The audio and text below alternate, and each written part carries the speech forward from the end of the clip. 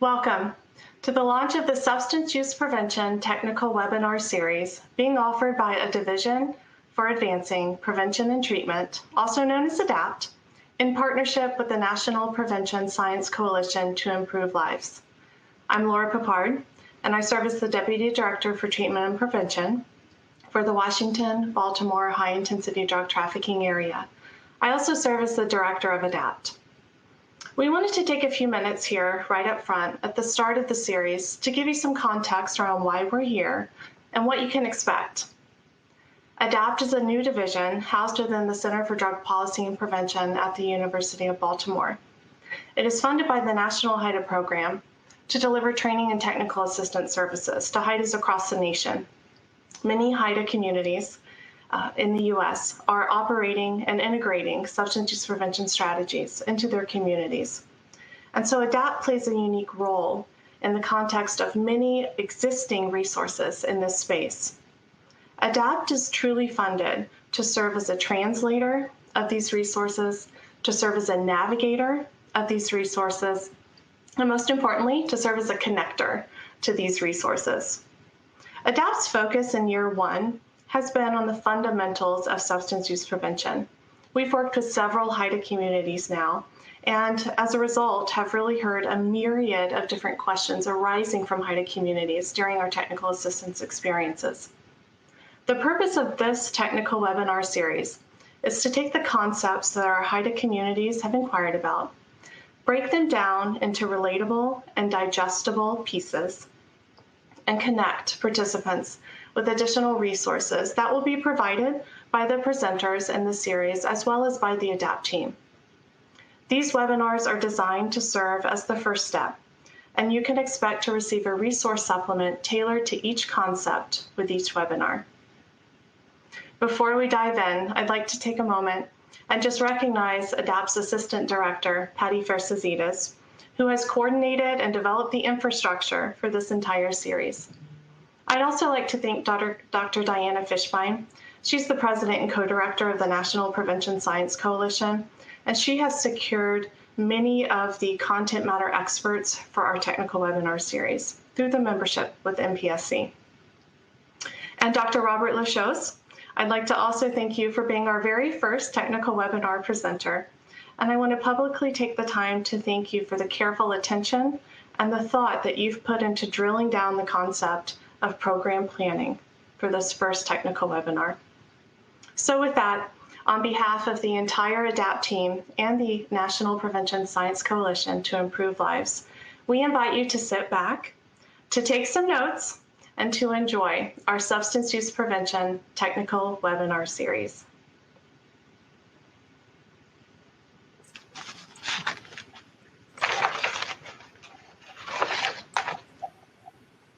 Thank you, Laura. Good afternoon, everyone, and welcome to today's program planning webinar. Before we get started, I'd like to go over a few items so you know how to participate in today's event. We have taken a screenshot of an example of the audience interface. You should see something that looks like this on your own computer desktop. Keep in mind that you're listening via your computer speaker system by default, and a telephone dial-in option is not available for the webinar. You will have the opportunity to submit questions to today's presenter by typing your questions into the Ask a Question pane, which is located beneath the presenter's image. You may send in your questions at any time during the presentation, and we will collect those and address them during our Q&A sessions throughout the presentation and again at the very end of the presentation. For any technical support that you may need during today's webinar, you can contact GoToWebcast support team at the number provided on the screen, and you may also reach out to ADAPT at the email provided on the slide. Keep in mind that copies of the slides and a link to today's recording will be made available on the ADAPT YouTube channel and will also be made available to you via an email link completing the webinar today. So now I'd like to introduce Dr. Robert Lachos. Dr. Robert Lachos is a professor of public health at California Baptist University. He teaches undergraduate and graduate courses in health behavior, research methods, statistics, and program evaluation. His research interests are in the areas of alcohol and drug prevention, teen pregnancy prevention, adolescent development, and parent-child relationships. His research has been funded by the U.S. Department of Health and Human Services, National Institutes of Health, and the Centers for Disease Control and Prevention. His research has been published in journals such as the Journal of Adolescent Health, American Journal of Public Health, Health Promotion Practice, and Journal of Immigrant Health. He currently directs the Prevention Research and Program Evaluation Lab at CBU, where he has a SAMHSA Drug-Free Communities grant focused on decreasing opioid deaths through a first responder naloxone training program, and also countering pro-marijuana influences to reduce youth access in Southern California. In addition to all of that, Dr. Lachos is on the board of directors for the National Prevention Science Coalition, the board of directors for the American Public Health Association, and serves as a faculty mentor for the Diverse Institute's Drug Abuse Research Training Program for NIDA. He earned his PhD in psychology from Claremont Graduate University. We are thrilled that he is with us here today, and please welcome Dr. Lachos. Well, thank you, Patty, for that introduction. That was really wonderful. Normally, when my wife introduces me, she says, "This is my husband, the doctor," but not the kind that makes money or actually helps people. I want to thank everyone for attending today's webinar. Our focus on the webinar today is going to be looking at program planning, and we'll take a look at a number of different aspects of effective program planning. One aspect that we're going to be looking at today is why some programs are effective and others are not effective. And we'll also examine the program planning, implementation, and evaluation cycle. We'll talk about how we can develop a basic logic model that will help in our presentation. And we'll also take a look at how to write smart program objectives. And then finally, we'll take a look at explaining the rationale for doing program evaluation, and in particular, look at issues of implementation fidelity and process evaluation. One thing I would like to begin with is just by saying we know some things about effective programs, particularly in the areas of alcohol, tobacco, and other drug prevention. And we know some things just about doing prevention in general. And if we look at the landscape regarding the effectiveness of different types of health promotion and public health programs, we can see that when we look at violence prevention, the majority of violence prevention programs that are done throughout North America are simply not effective. And there's very few proportion of them that are either promising or actually have demonstrated effectiveness. We see that same thing in alcohol, tobacco, and other drug prevention as well, where the majority of the programs are not effective.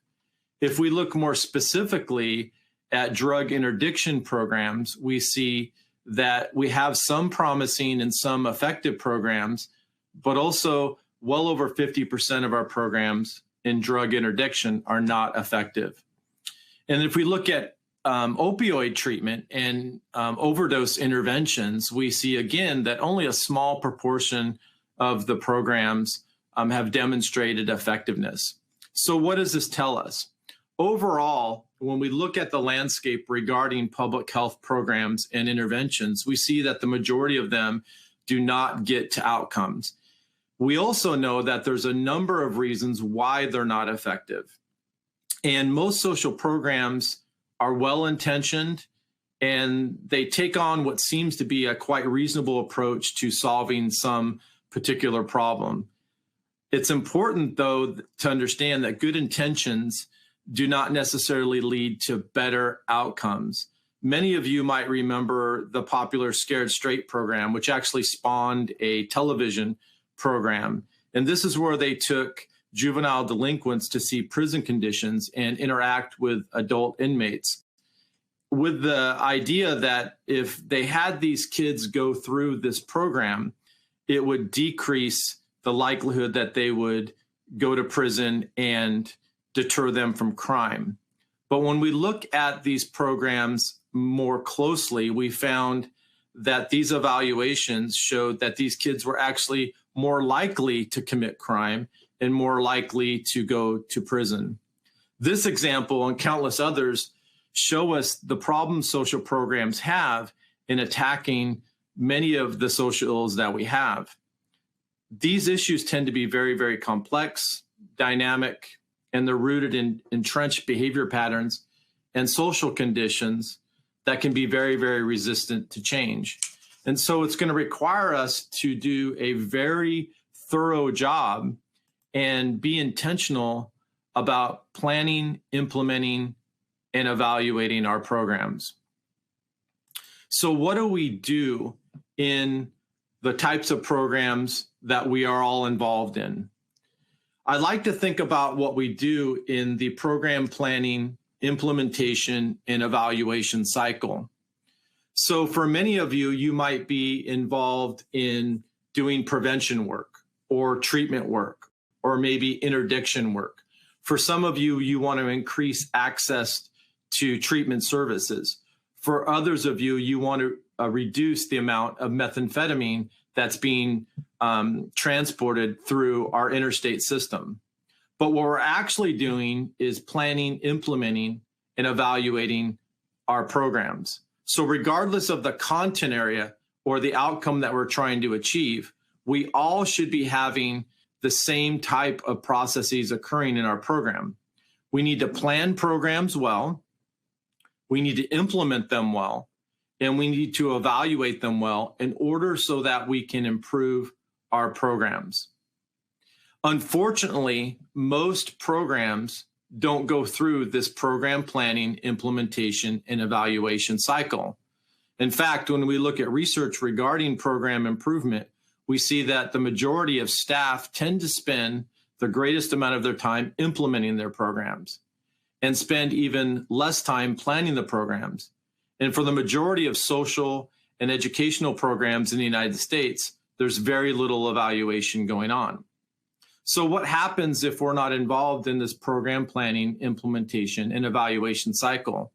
Well, what will happen is we will make decisions about how to change or modify or even make decisions about the value of programs with poor information or little information at all. It's important for us to understand that at some point during our program's lifespan, we need to be in one of these three areas of the program planning, implementation, and evaluation cycle.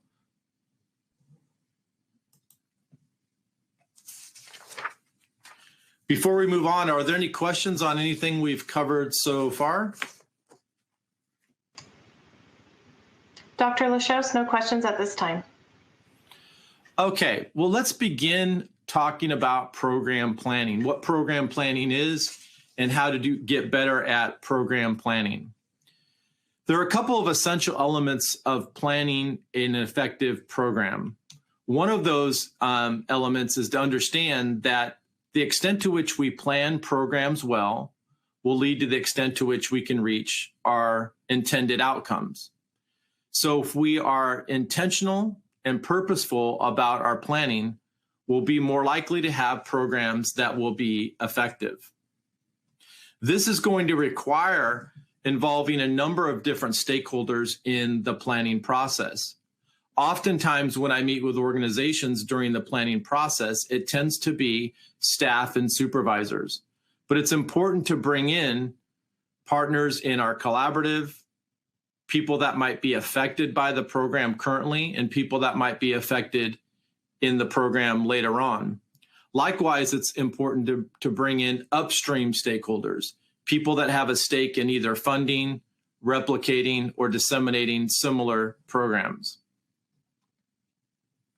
It's critical that we're able to do a needs assessment in order to determine what is needed in our particular community or region as it relates to the areas that we're operating in. And this may be very, very different than simply conducting a survey or a questionnaire. A good needs assessment is going to examine the difference between what is currently happening in that particular area and what needs to be happening in that particular area. Likewise, we need to take a look at our own organization and ability to be successful by doing a SWOT analysis. That is, we need to be able to examine our strengths, weaknesses, opportunities, and threats. It's important that we have some type of action model or theoretical basis for our proposed program. So if you have a program that's designed to prevent drug use among adolescents, what is the theoretical basis that your program is going to be based on? In other words, is there any theory or model to suggest that if you implement these programs in this particular way, this is likely to lead to behavior change? It's important, and I think one of the critical things that we can do to make our programs effective is to have a logic model. And we're going to talk about how to build a logic model today. And then finally, I think it's also important for us to have agreed upon outcomes and standards. Everyone in our staff or in our collaborative needs to have some type of agreed upon outcome. Like, what are we trying to achieve? What is the goal that we're trying to reach with our programs? And how will we know if we've reached that goal? What will the standard or the bar be if we're reaching that particular goal? Ultimately, one of the things that we understand is that if we don't plan programs well, we're never going to implement them well. And if we don't implement programs well, we're never going to be able to achieve our outcomes and reach our goal. Before we move on to logic models, are there any questions so far? No questions at this time. Great. So I think one way we can improve the likelihood that our programs will be effective and achieve the outcomes is to create a logic model. A logic model is simply a visual representation of how your program is supposed to reach its outcomes. It can also illustrate your program's theory of change.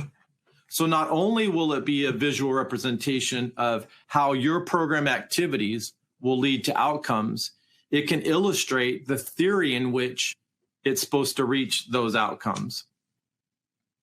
This can be useful not only in the program planning portion of the program planning, implementation, and evaluation cycle, but can also be useful when we're evaluating the effectiveness of our programs.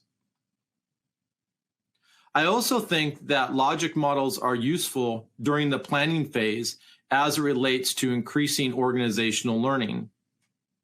If we examine the research as well as my own experience, I see that organizations that go through a logic model planning process are much more likely to be effective, because going through the development of that logic model with key stakeholders, participants, and staff can help us increase the likelihood that we'll get to outcomes. Now, some logic models that you may have seen are very simple. We identify what our long-term outcomes are, the short-term outcomes, the activities, and the resources or inputs that are required to do those particular activities. Other logic models are far more complex, where it's difficult to see the relationship between inputs, activities, determinants, and any type of outcome. However, one of the things we know about most logic models that are developed, particularly in the areas of alcohol, tobacco, and other drug prevention, as well as treatment, is that they focus mostly on activities rather than outcomes. And I think that's a natural thing for program developers and staff to focus on. Many times we're much more concerned about the activities, the approaches that we're going to do, rather than the outcomes. So we're more focused on what will the lessons be, what are going to be the interventions we're going to do, rather than focusing in on the outcomes. Many logic models don't explicitly indicate the connection between doing the program activities and the particular outcomes. A great example of that is where you might have a logic model where the activities almost solely focus on increasing people's awareness about the dangers of drugs. But the outcome, let's say, is to reduce driving under the influence. And so there's no explicit illustration of how doing those activities to increase people's awareness will lead to actual behavior change. Likewise, most logic models are not based on any evidence of effectiveness. So within that logic model itself, there's no indication that the current literature on evidence-based programs is being used to develop that particular logic model. And I think many logic models don't allow for staff and others to reflect upon the extent to which the program is likely to be effective. That is, we can't sit back and say, well, if we do these things are going to change. And if these things change, we're going to reach our outcome. So let's talk about a way that we can develop a useful and practical logic model. One way of developing a logic model is to create what I call a Bdi logic model. And BDI stands for behaviors, determinants, interventions to achieve outcomes. And so what we want to do is identify the specific intervention components and activities that we want to do in our program. We're going to identify the determinants that those activities are thought to change. Then we're going to identify the behaviors that are affected by those determinants. And those behaviors should be directly related to a health goal. It's important to understand, though, that there are many assumptions in creating a Bdi logic model. One assumption of creating a Bdi logic model is that we have to understand that behaviors largely determine health goals. The reason why people behave in a certain way is usually the thing that leads to issues related to morbidity and mortality, crime rates, as well as drug production. So what people do largely determine health goals. It's not what they know. It may not even be their attitudes or their beliefs that affect these goals. So for example, when we look at adolescent drug use, the reason why teens take drugs is not because they lack awareness about the dangers of drug use. The reason why they take drugs are related to a number of other determinants that will affect the likelihood that they will get incarcerated, overdose, or lead to some other negative outcome like academic failure. Another assumption in the Bdi logic model is that there are a variety of determinants that actually affect our behavior. These determinants could be our self-efficacy, they could be our attitudes, they could be beliefs. Those are thought to affect the behaviors, not the health goal. A very important assumption in creating a Bdi logic model is that program activities, what staff do, cannot directly affect behavior. However, what we do in our programs can affect the determinants. And if those determinants are closely linked to the behaviors, then we're going to achieve the health goal or outcome that we want. So how do you create this Bdi logic model? The first step in creating a Bdi logic model is to identify and select the health goal or outcome of interest. And it should be one thing. What is the health outcome of interest? So when we create that Bdi logic model, what we want to do is identify the most important outcome, perhaps based on a needs assessment or the mission of the organization. We want to think about what is the key issue to be solved. It might be deaths associated with opioid overdose. We want to be able to understand what is the prevalence of that morbidity or mortality. What might be the mandate of our organization? In other words, what are we supposed to be doing? What resources can we bring to bear to reach that health goal? And then based on our needs assessment, what is the greatest need of our priority population? So really the first step in creating a BDI logic model is to identify, how do you win? Where is the end zone? What is the goal? And when we focus first on the outcome and the goal, we're much more likely to be effective. So we begin creating the BDI logic model by identifying and coming to some consensus among staff and stakeholders of what is that one goal we're trying to achieve. After we've identified the outcome or goal, then we want to identify the behaviors that are related to that goal. So in step 2, we're going to identify the behaviors that directly cause or affect that goal. Which of those behaviors have the greatest impact on that goal? Which of those behaviors are the most frequent or prevalent as it relates to that particular goal? And then finally, given the resources that you may have or the mandate of your organization, which behaviors can your program or approach influence? It's very important to understand, and I would encourage you and your staff to really go into the research to be able to link the behaviors to the goal.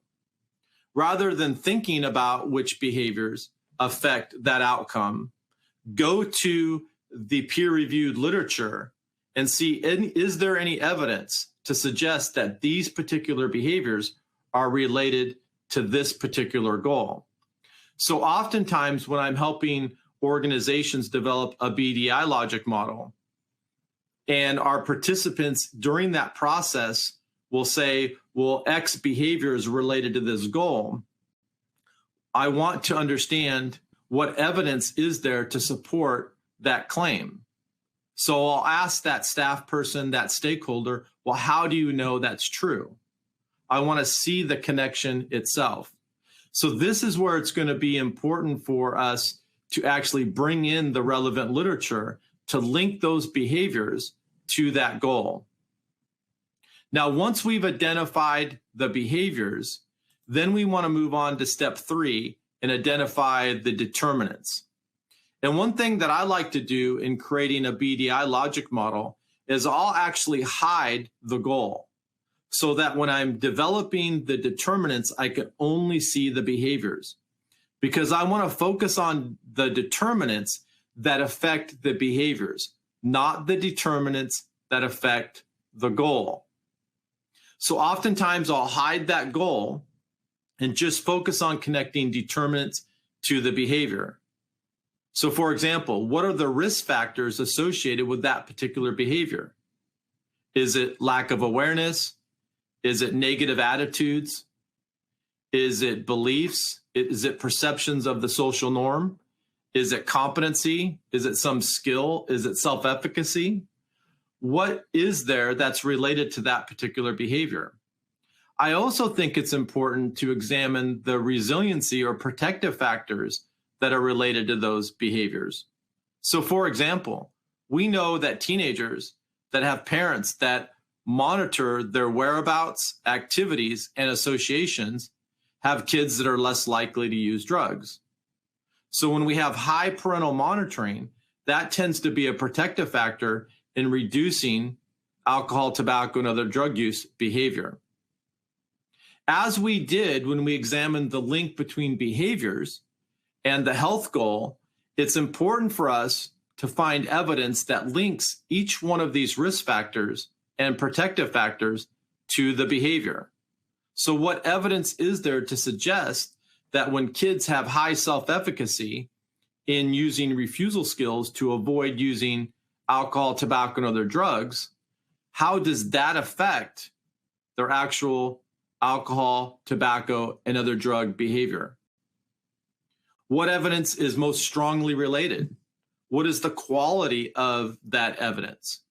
So again, when we're connecting the determinants to the behaviors and identifying the most important determinants, we want to rely on the research literature to show us that connection.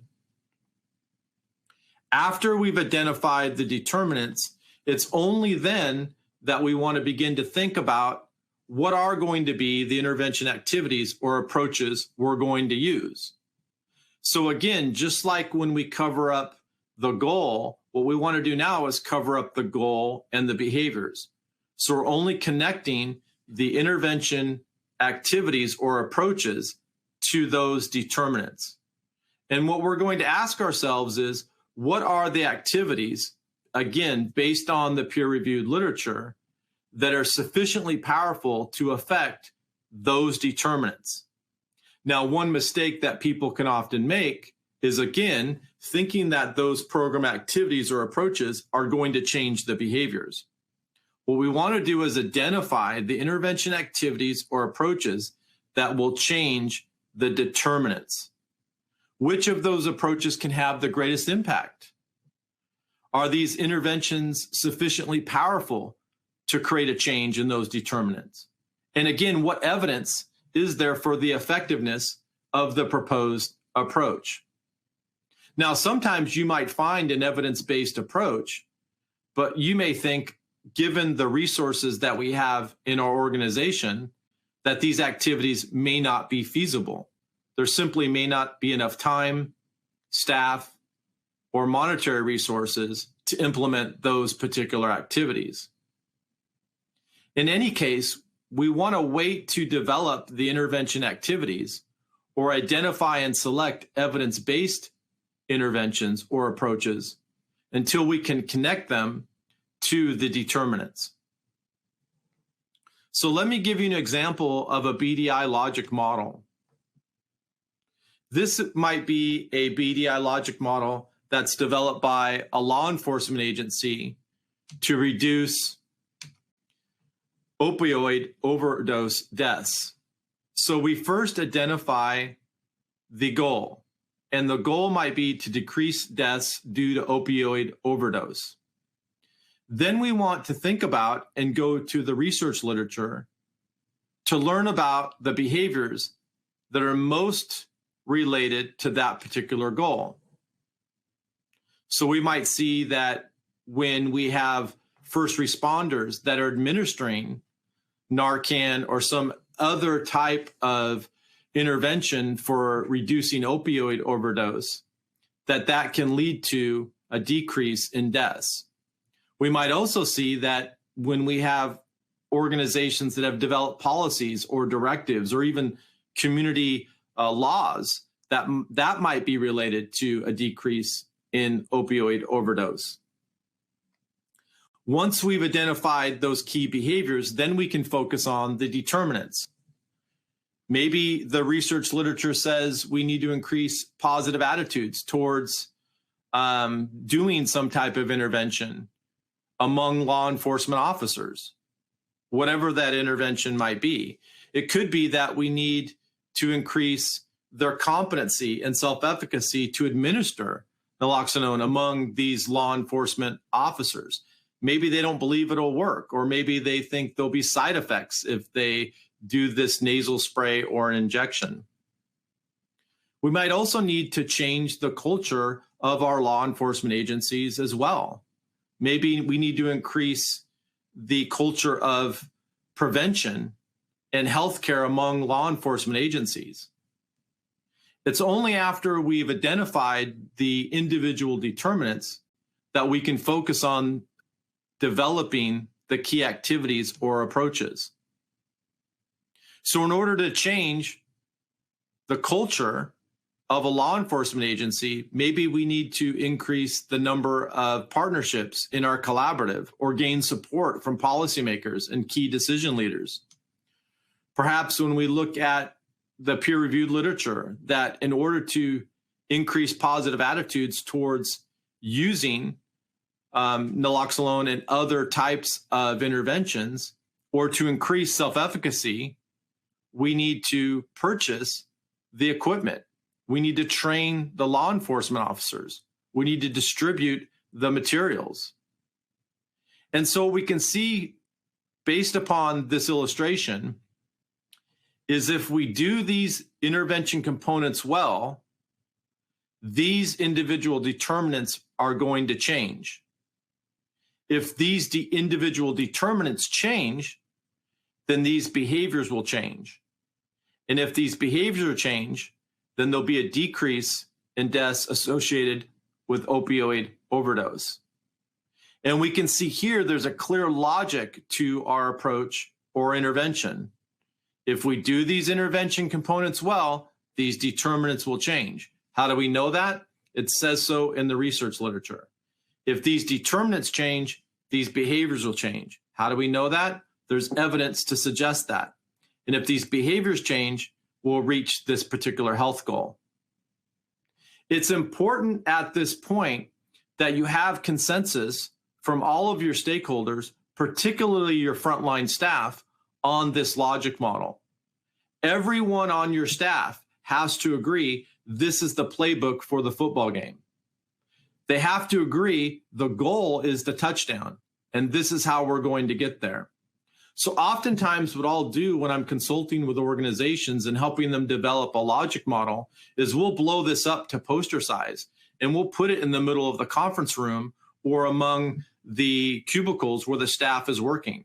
So they're constantly seeing this is what we're doing in the program. One of the advantages of doing so is it'll keep your organization from developing a sense of mission creep. So you might have somebody halfway through the lifespan of your scope of work or your program say, well, let's do this intervention component too, or let's do this as well. But that doesn't fit into your logic model. Your logic model says if we do this, this should occur. So it's very important if we want to stay on task and keep ourselves from developing mission creep, that everybody not only agrees on this logic model, but it's at the forefront of their mind when they're working each day.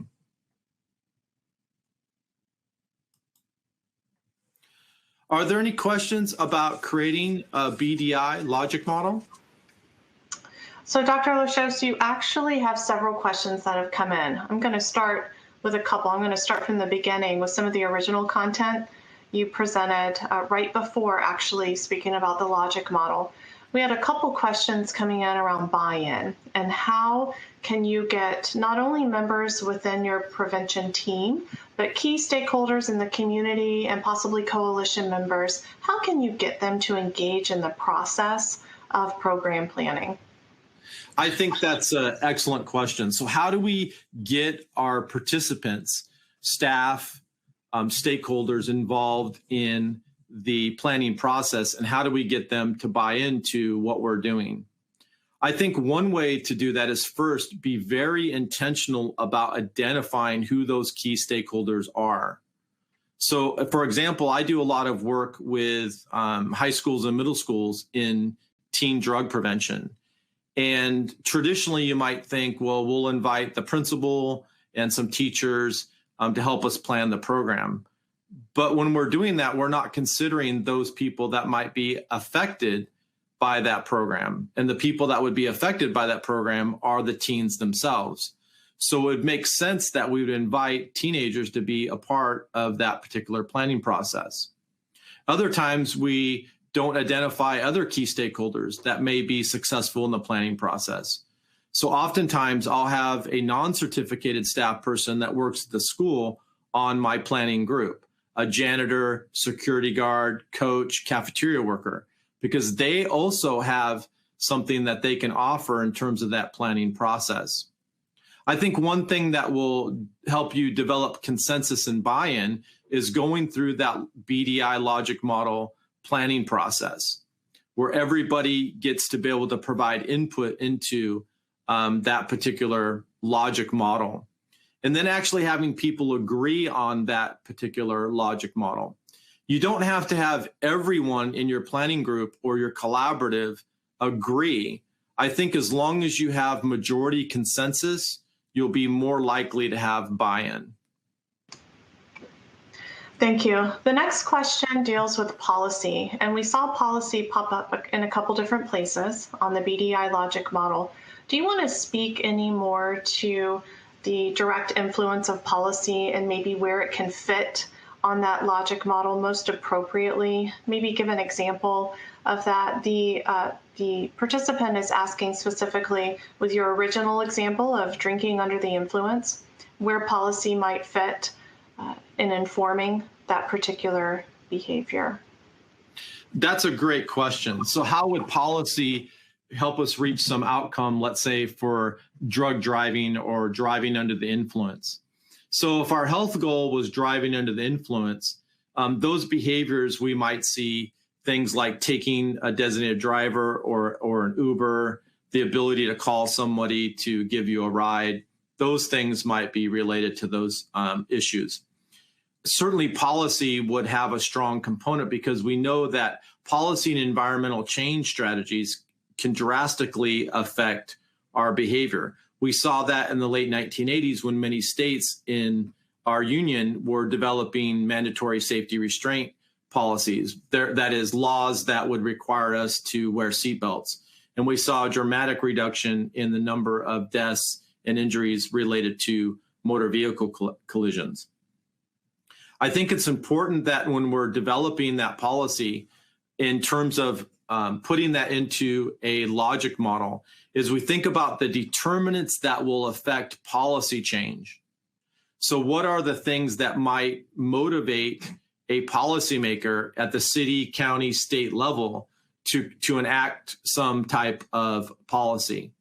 So I think it's important to look at the behavior of creating the policy, not necessarily the behavior of driving under the influence. Okay, thank you. I also want to just remind participants that what we will do is consolidate. If there are several questions around a particular topic, I'll ask Dr. Lachos to answer them. If there are onesies and twosies here and there, we will be preparing a frequently asked questions document, and we will disseminate that via email to support answering some of these questions that we may not be able to get to. I'm going to move now to a question related to theory. And the participant asks, does the theory of change need to contain if-then conditional statements? It seems a lot easier to get to a program sequence if you know the type of change you need to focus on based on measurements of the conditional statements. I think that's a great question about theories, but I think if we look at most theories of behavior change, particularly as it relates to health behavior, they are not if-then statements. So if we look at a theory related to individual behavior change, like social cognitive theory, it tells us that people will behave in a certain way, given the extent to which they have self-efficacy, confidence in doing that behavior. Well, how do you build self-efficacy in individuals? Well, you have to teach them a skill and give them enough practice so that they develop confidence that they can do that in their everyday life. Let me give you an example of that. So if we want kids to not use marijuana, we have to give them the skill to be able to either avoid, manage, or escape situations that could lead to marijuana use. That skill might be assertive communication and using refusal skills. So we might teach these teenagers in a middle school, high school, after school program how to use these refusal skills, model those refusal skills for them, and give them a number of different sessions so that they can practice those refusal skills with feedback from the facilitator. When we positively reinforce them using those refusal skills and they can demonstrate that they can use them well, they'll be more likely to use them in their everyday life. We know that from social cognitive theory, but certainly that's not an if-then statement. It's more of looking at what are the constructs or factors that affect someone's behavior. Thank you. And for the sake of time, is it okay with you if we go on about maybe 5 more minutes? We have some really nice questions coming in that I think you are not actually addressing later on. There are a couple of questions surrounding this idea of, well, what if there isn't anything to stand on? What if it hasn't been studied yet or tested yet, and there's no published research that they can reference? I think that's a comment that we hear quite frequently, but I think for most of the type of work that we're doing in terms of treatment, in terms of prevention, or even in drug interdiction programs, I think they've been thoroughly studied, particularly as it relates to prevention. I think most of that we have an adequate knowledge base. Now, that's not to say that there shouldn't be any innovation going on. I'm just not quite confident that that innovation needs to be occurring when we're spending federal tax money to reach some particular outcome. Maybe that innovation needs to be occurring from an academic institution or the like, maybe even community-based research. I don't think that there is a paucity of evidence regarding what works and what doesn't work in terms of primary or universal prevention programs for young kids, teenagers, or even college students in preventing drug use. We know some things about prevention. I think the difficulty, however, is getting that information into the hands of practitioners who have their boots on the ground so that they can use that information in a practical way to improve their programs. I think that's really where the chasm is.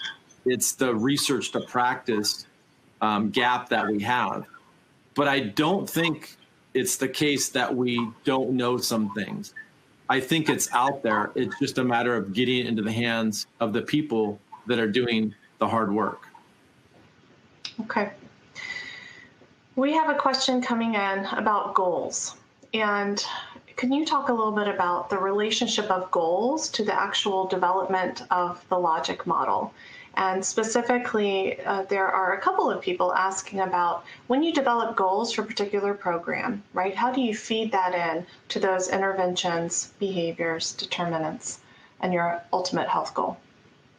Well, I think that's a great question. I think when we're developing that goal, it needs to be based on the need of our community or our region, as well as the mission or mandate of our organization or even our funding.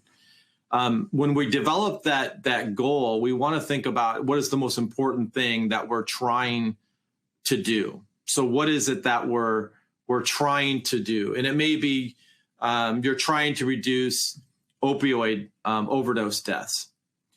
Then when you've got that goal, you need to think about, well, what are the things that are related to reducing opioid deaths? Is it getting people to the hospital quicker?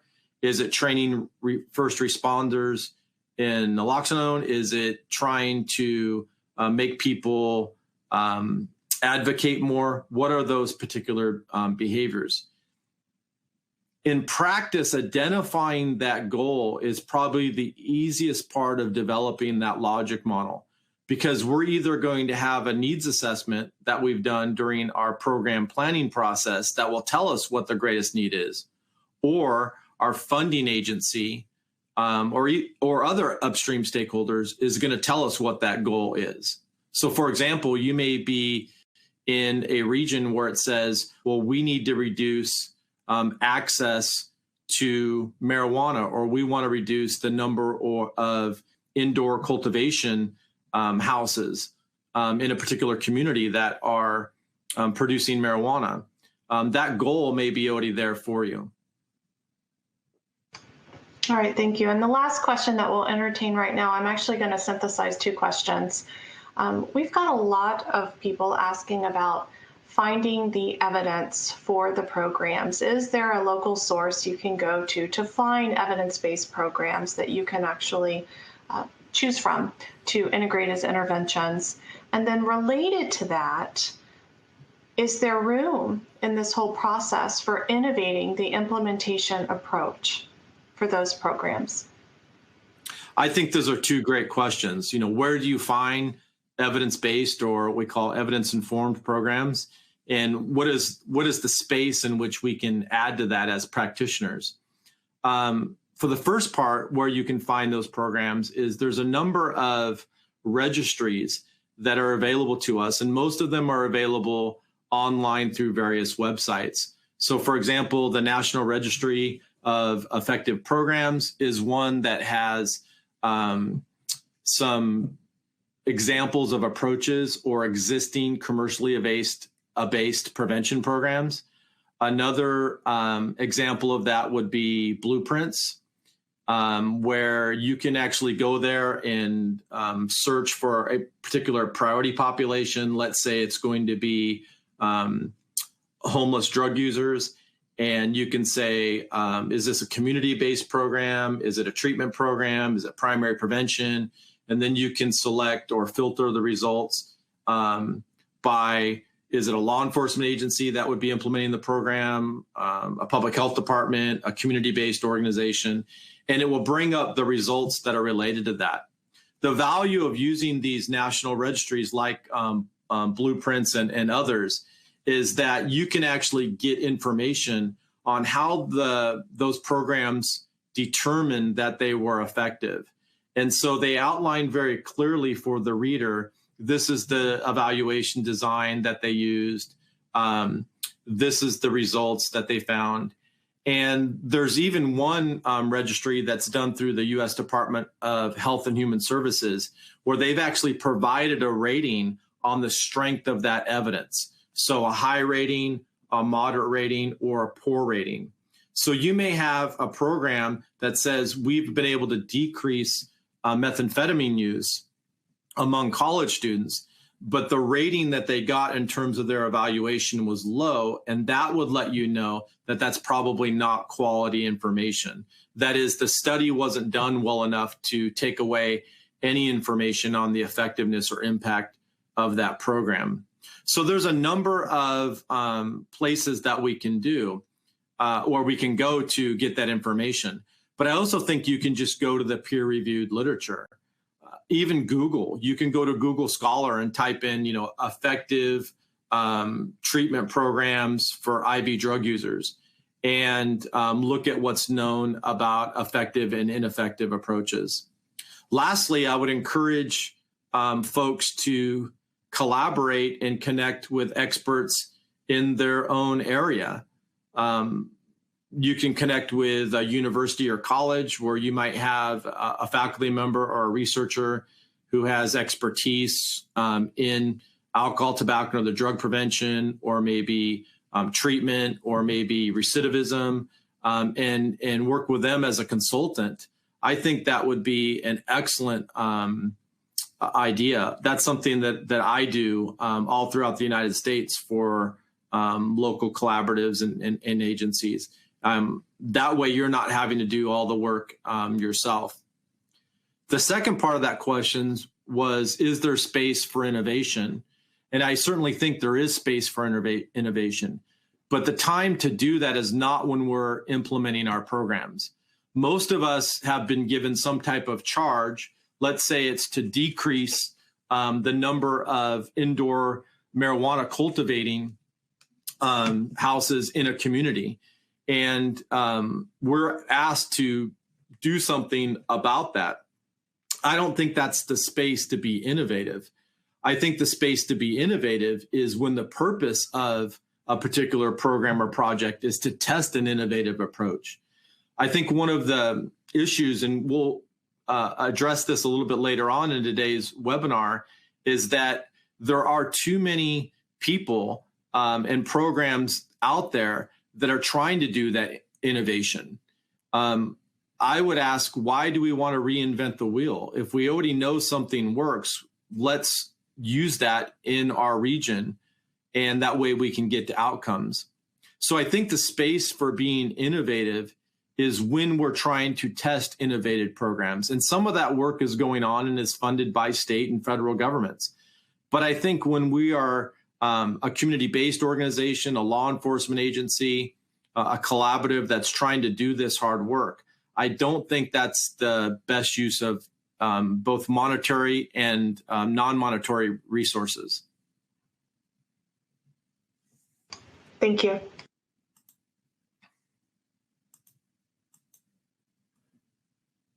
Well, now that we've answered some questions, let's turn our attention to writing objectives. And what objectives are going to allow us to do is try to figure out what are the things that we're trying to achieve. And there's a number of ways that we can write different objectives, but I think a helpful way to write them is to write SMART objectives. Now, SMART is an acronym that's going to start for specific, measurable, achievable, realistic, and time phased. Sometimes you might see this as time bound. So what we want to consider when we're looking at whether or not our objective is specific is who is going to be affected by this. What is the priority population or persons that will be doing the activity? And what is going to be the activity or action that we're going to conduct? And we want that to be very specific. So for example, we want to say students in grades 9 through 12 at King County high schools. The measurable part is going to answer the question, how much change do we expect to occur? Do we expect there to be a 5% reduction in the number of billboards that advertise marijuana, or will there be a 25% reduction? The achievable has to do with, can we be realistically confident that we will accomplish this objective given our current resources and constraints? So given that we have a certain amount of funding, time, staff, would we be able to achieve this particular objective? When we examine the realistic portion of a SMART objective, we want to address the scope of the problem and the reasonableness of our approach. So is it reasonable to expect that if we have people come to a training, that they're going to be ready to administer some type of injection or nasal spray to reduce opioid deaths? And then finally, we want to make sure that it's time phased, or what we call time bound. We want to be able to have a clear exit point when that particular objective will be achieved. So let's take a look at some objectives. One type of an objective we could have are called process objectives. And these simply deal with implementing the program or the approach. So these typically have to do with the things we want to achieve in order to implement the program. So if we were to write a SMART objective regarding implementing the program, we might have an objective like this. By March 30th, 2021, the community action team will have trained 250 law enforcement officers from 3 departments in King County. So we need to ask ourselves, is this SMART? Is it specific in terms of saying who will do what? How much is it going to do? Is it achievable? Is it realistic? And is it time bound? Well, let's take the last one first. Is it time bound? It certainly is, because we've been very specific in saying by March 30th, 2021. We've also been specific because we say the community action team is going to train a certain number of law enforcement officers. Is it measurable? Yes, because it's time bound, and we've identified 250 law enforcement officers from 3 different departments. Is it realistic that we're going to be able to train 250 law enforcement officers from 3 departments? Well, that's going to depend on the number of resources you have, staff, money, funding, those types of things. And clearly you can see it's time bound here because it says we will complete this objective by March 30th, 2021. Now, these types of process objectives all have to deal with implementing the program, implementing the lessons, doing a number of focus groups in the community, meeting with business owners, those types of things. But that doesn't help us get to outcomes.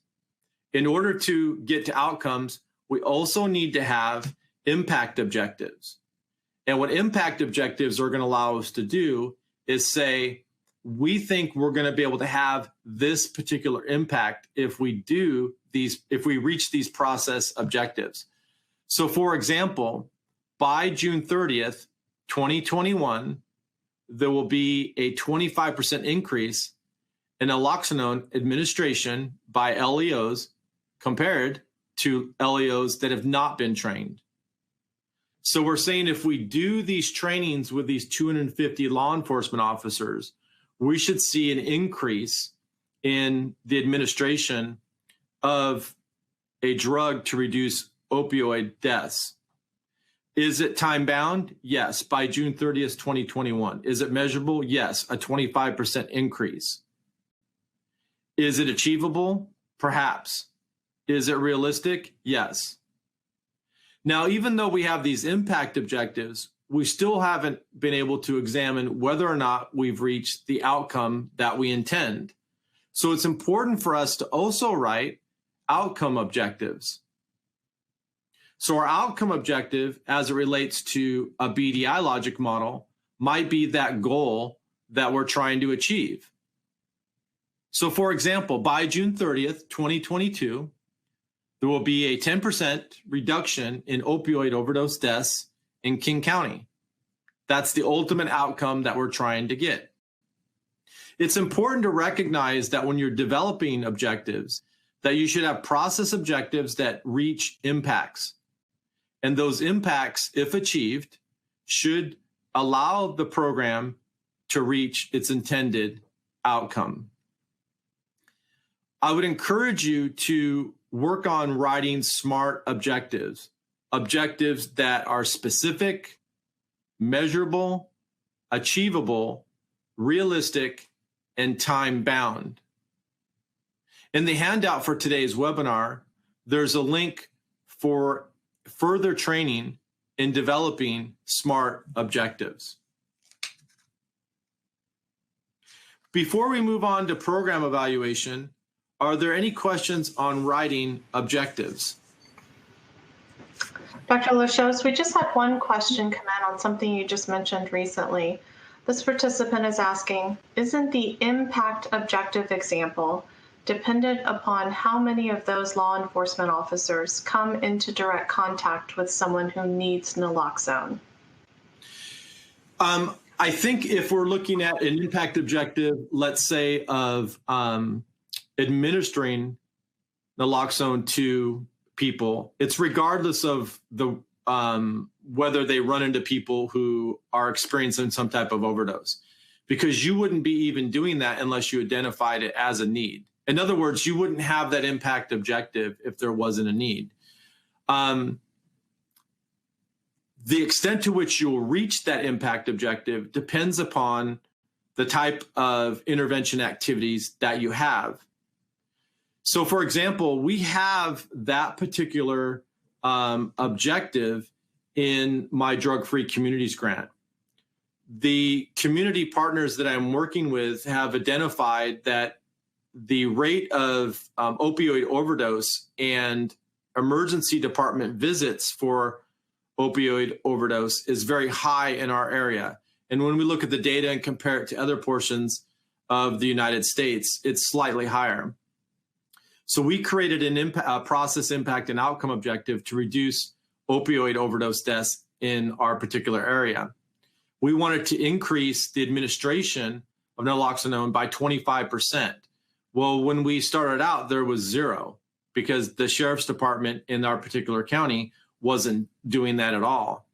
But just because we do the program doesn't mean there's going to be a 25% increase in the administration of this. There are a number of different factors that will affect whether or not a law enforcement officer will deploy this tool when they have the opportunity to do so.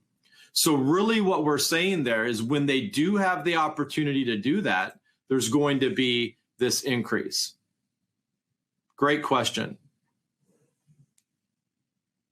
Dr. Lachos, there was one more question that just came in that I think is super relevant. This participant is asking, for each objective, do you absolutely need all three categories? I would say for each goal, you would need a process, impact, and outcome objective. But understand that outcome objective is going to be related to your health goal. Thank you.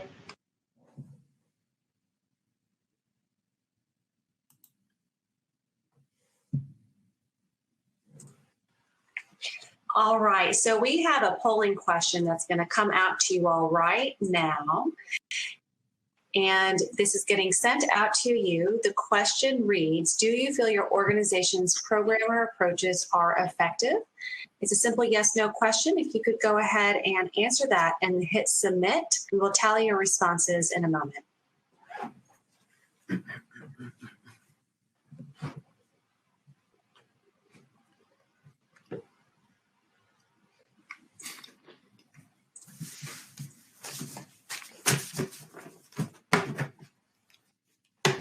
Looks like we only got a few people who were able to respond in time. Oh, more are coming in. Great.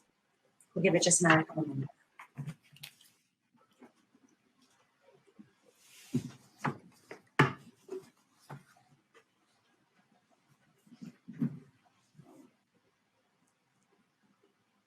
All right, we'll go ahead and end the survey right there. Of those who participated, Dr. Lachos, it looks like we have about 80% endorsed yes, and about 20% endorsed no.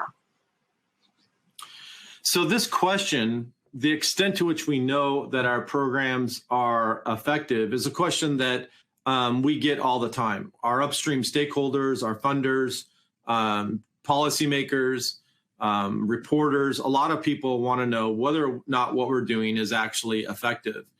And this was a question that was given to an audience that I participated in at a conference several years ago. And the majority of the folks that were working in this particular area agreed that what we were doing was effective. And I remember the speaker asked a simple question: how do you know? How do you know that what you're doing is effective? And so what I want to do is take an opportunity to talk a little bit about program evaluation and the importance of program evaluation in determining whether or not our programs are effective and actually getting to outcomes. Now, I think it's important for us to start off by saying what is program evaluation and what is not program evaluation. This is not program evaluation.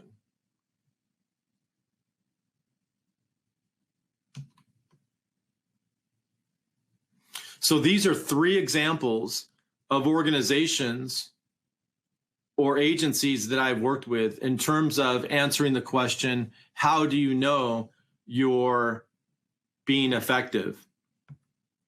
So I've been working with my local YMCA, which is in a community that serves about 300,000 people. And when I asked them, how do you know you're being effective? They said, because we evaluate our programs. And I said, well, how do you evaluate your programs? And they sent me a picture of this comment box. So my next question was, well, how does getting comments from people let you know whether or not your program is being effective? The challenge of any evaluation approach, whether we have a comment box, or collecting survey data, or even doing participant questionnaires, is trying to figure out if it will produce valid, objective answers to critical questions about the nature and the effects of a program. One such challenge is looking just at the relativity of program effects. With rare exceptions, some program participants are going to show improvements on outcomes the program targets, such as a decrease in indoor growing facilities, decrease in drug availability, or an increase in access to treatment services, a decrease in recidivism, and the like.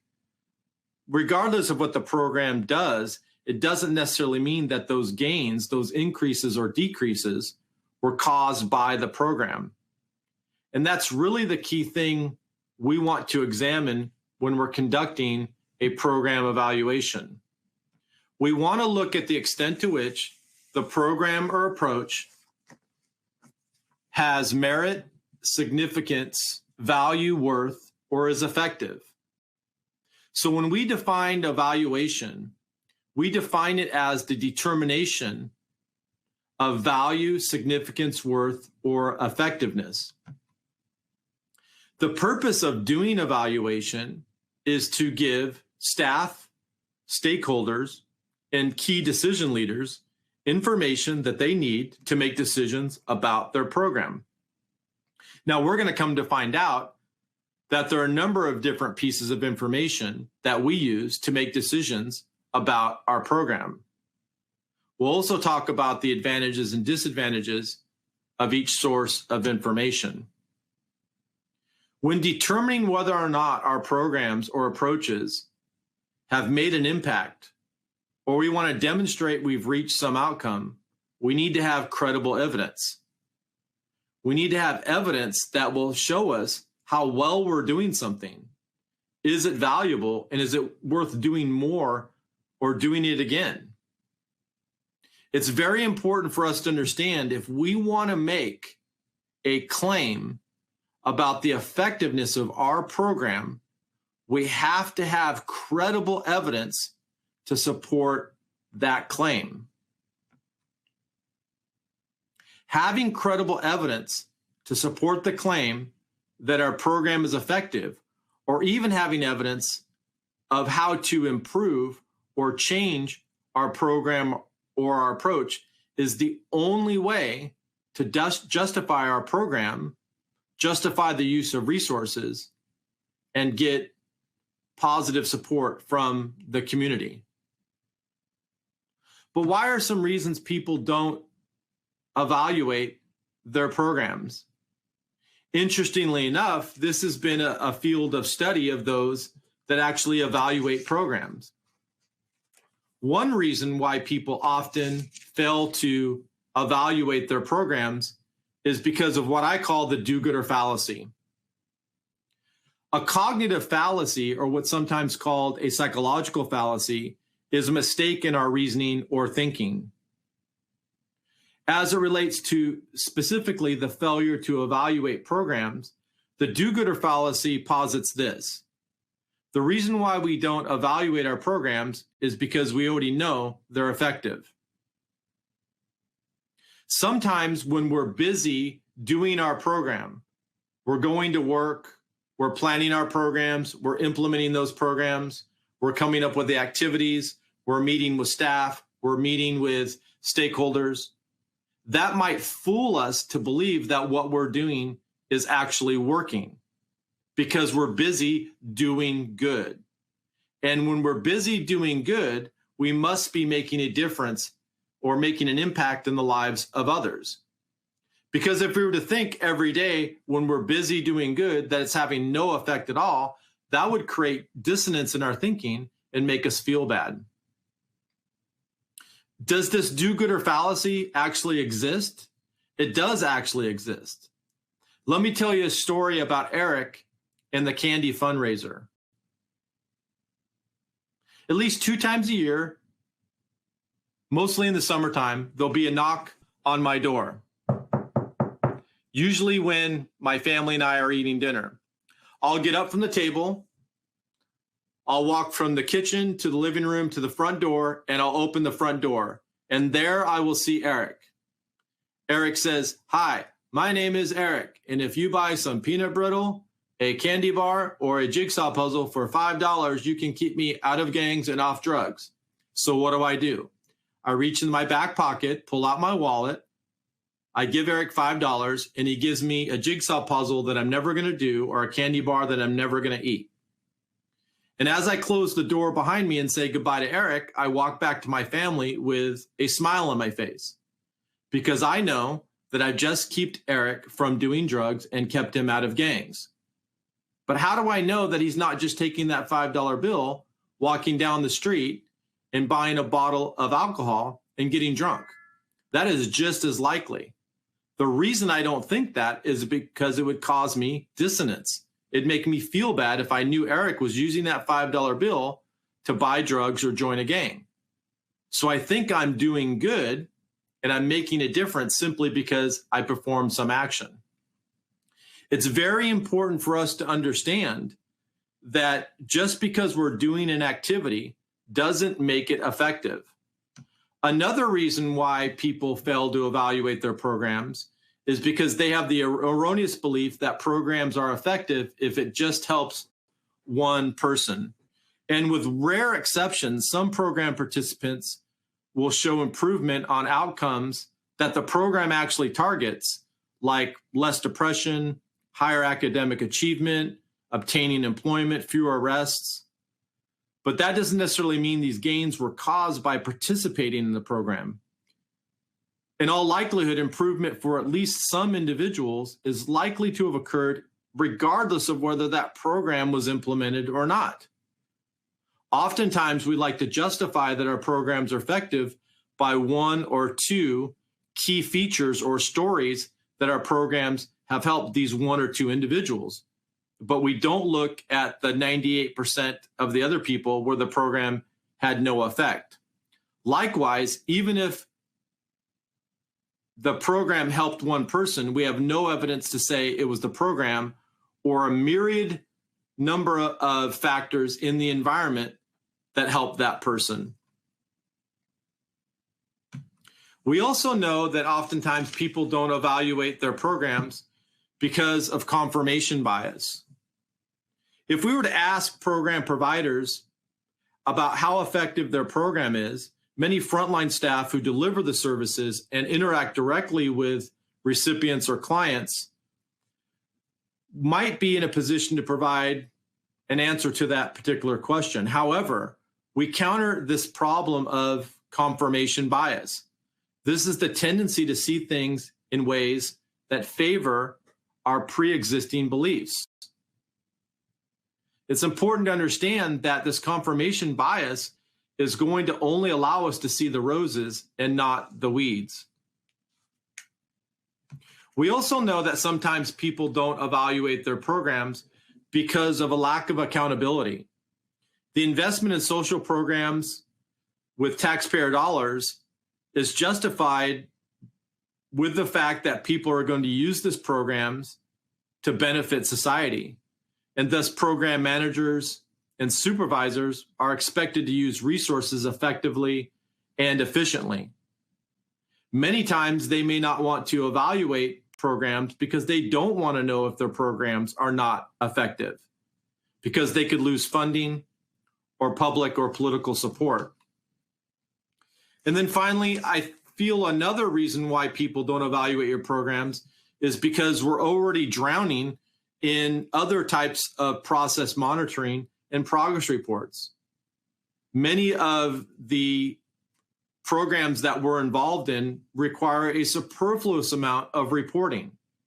However, much of that is not actual program evaluation. When we report the number of clients that we served in a 6-month period, the number of police officers that attended a training, the number of people that attended a collaborative meeting, or even the number of clients that received services from a community-based organization, that does not tell us whether or not we're making a difference and if that difference is due to our program or approach. When we don't do program evaluation well, we're not going to have information that's going to allow us to make decisions about that program. Many times we can fool ourselves into believing that we're doing evaluation, but we're really not doing that. How does that play out in everyday life? Well, oftentimes people think if they do a survey or they get data that they're actually doing evaluation. Understanding the marijuana use rate among teenagers in your county and comparing that to the rate of marijuana use nationally tells you nothing about the effectiveness of your approach. But it seems like you're doing some type of an evaluation. Oftentimes we see this play out where people are collecting data on things that are not even related to the outcomes of their programs. Let me give you an example of that. I was consulting with a very large sheriff's department in Wyoming, and they had a goal to decrease driving under the influence statewide. And they had showed that compared to the year before, the number of arrests related to driving under the influence had decreased by 15%. And when I asked them, did they think their program was effective in reaching that particular outcome, all of the supervisors and leaders unequivocally said yes. The problem with that is DUI arrests are not a very good measure of whether or not the program is doing well. DUI arrests are a better measure of whether or not the deputies are doing their job. And that has nothing to do with the program in and of itself. The reason why most likely reason why there was a decrease in DUI arrests is because people were less likely to be adjudicated for driving under the influence. Maybe they pleaded out, maybe they did some type of diversion program, maybe there was a lack of staff, deputies. If we really wanted to measure the number of people that were driving under the influence, we need to measure the number of people that are driving under the influence. We see the same thing happening today with school districts that are trying to reduce the number of kids that are suspended in high schools. They show that, yeah, suspensions have decreased, and then they want to connect that to the programs or interventions that they're doing. But it's much more likely the reason why suspensions are decreasing is not because the program's working, it's just because they're simply suspending less kids. Also remember that just because we have a story or we helped one person doesn't give us evidence to say we've made programmatic impacts. In fact, Ratson tells us in 2002, the plural of anecdote is not evidence. I also think sometimes we can be doing evaluation, but we're not doing it well. Some examples of this is when we use one group pre-test, post-test designs to evaluate our programs. We may lack the sufficient sample size to determine program effects. We may not be using reliable and valid data collection instruments. We might not have appropriate statistical techniques, or maybe there's just even bias in reporting.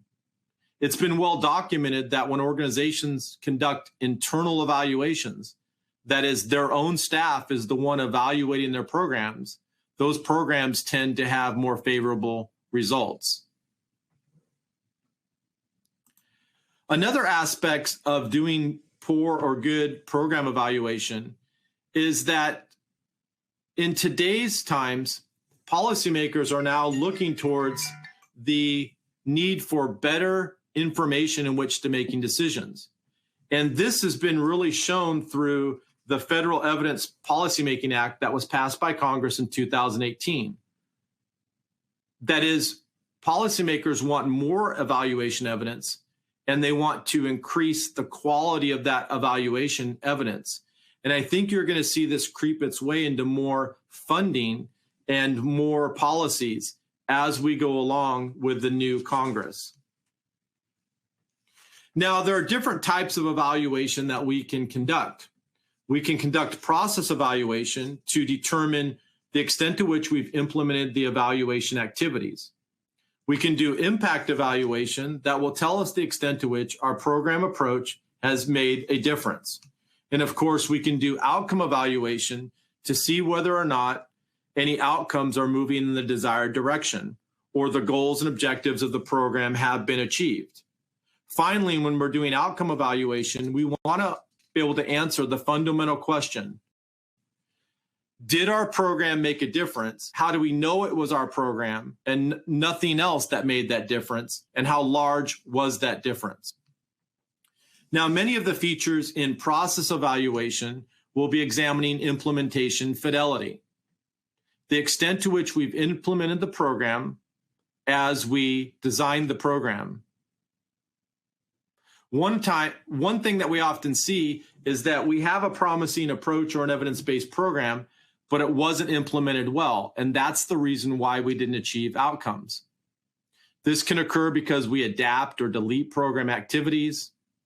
It could also be because we don't have high quality implementation. That is, the facilitators didn't do the program well.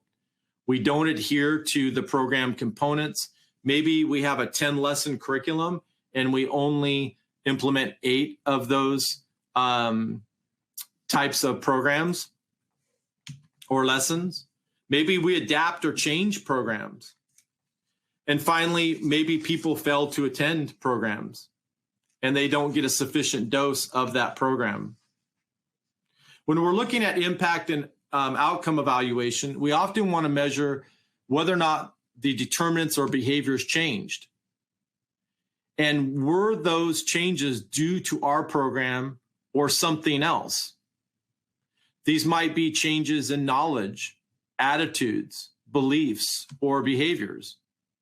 And certainly we'd want to examine the extent to which the criterion of merit for that program or the goal was affected by that program.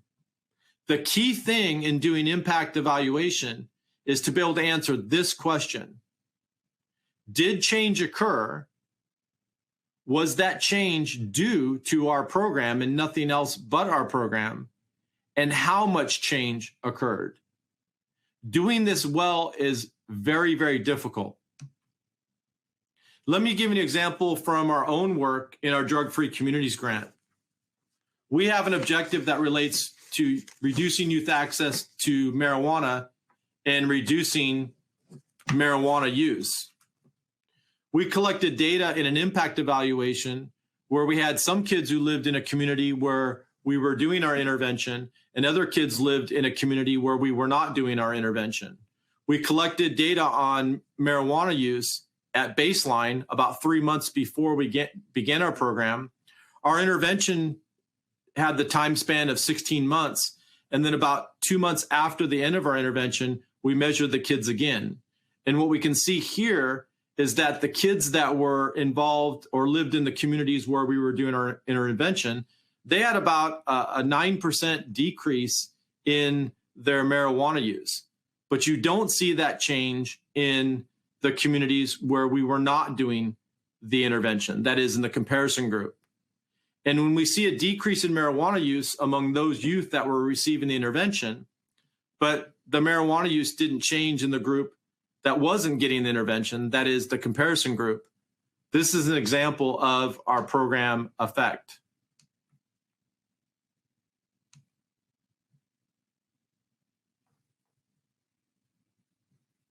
Now, moving forward, I think it's important for us to remember that hope is not a strategy.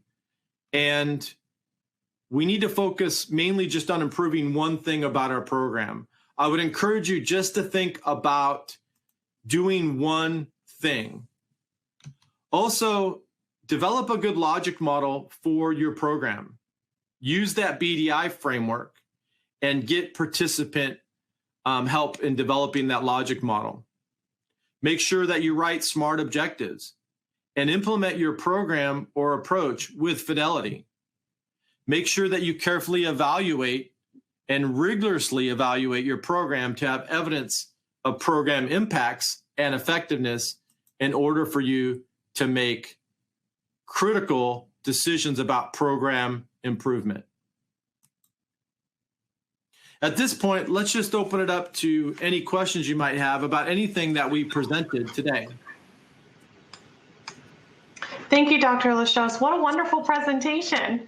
We really appreciate you breaking down these concepts for us. And we did have a couple more questions come in just now.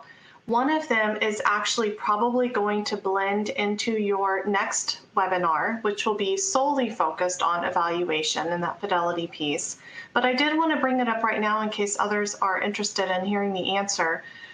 This participant is wondering if you can recommend resources. They live in an area where they may have some universities accessible to them, but may not, and may not have the funding to actually secure some of these data services. Do you have any ideas or recommendations for other resources that might be available to them related to developing evaluation plans and processes? I think learning how to evaluate programs and being able to do evaluation well is really a high-level skill.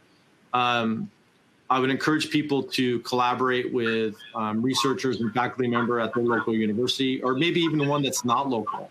I do work all throughout the nation. I'm working on a program in Nebraska. I've worked in Wyoming in the past.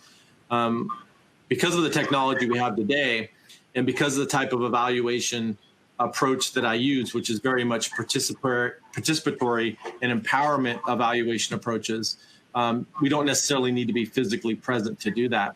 But I would encourage people to either go visit the American Evaluation Association's website, where you can actually search for a local evaluator, or try to find somebody at their local university that may be able to help them in doing program planning or evaluation activities.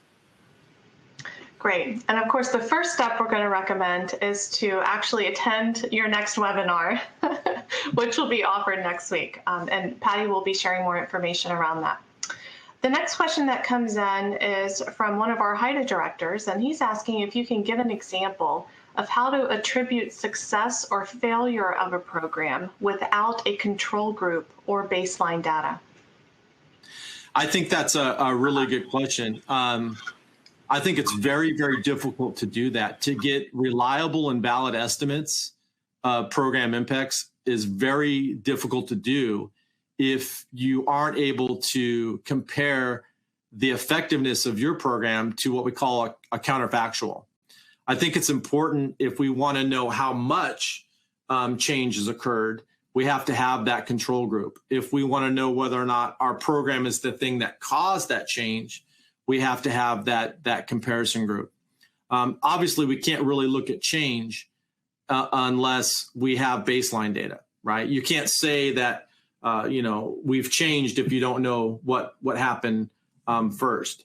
Now, what I will say is that there are some research designs and analytical techniques that we can use where we don't need baseline data, and even some that we can use where we don't even have a control group. Maybe we have a comparison group to look at program impacts.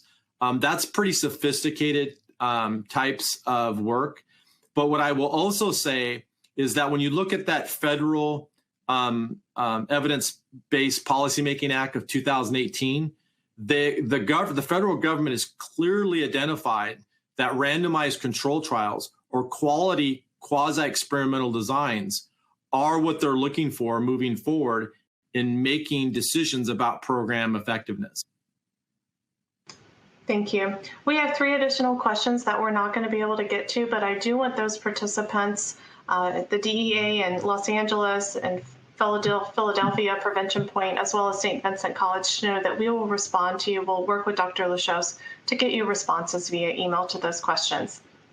Thank you, Dr. Lachos. Patty, I'm going to turn it over to you. Sure. And thank you, Dr. Lachos, again, and thank you, everyone, for attending today's webinar on program planning. As Dr. Ripardo mentioned, we do have another webinar with Dr. Lachos coming up on March 4th, same time, 2:30 p.m. to 4 o'clock p.m. Eastern time zone. That is really going to be focusing on using program evaluation to get to outcomes, really diving in a little deeper on different types of evaluation and program reporting and implementation fidelity and its impact on outcomes. Just in terms of how you access that information, if you haven't seen it yet, you can certainly visit us at our ADAPT website or email us at adapt@wb.hida.org. Also, keep in mind that once the webinar ends, you will receive a post-presentation survey. We would appreciate if you could complete that and provide your feedback. And upon completion of that survey, you'll receive an automated email with a link to download your certificate of participation for today's event. We will also be sending a follow-up email within 24 to 48 hours with a link of today's webinar recording and also a link to the March 4th program evaluation webinar. So on behalf of the ADAPT team and our presenter today, we really want to thank you for joining us and hope you have a great rest of your day.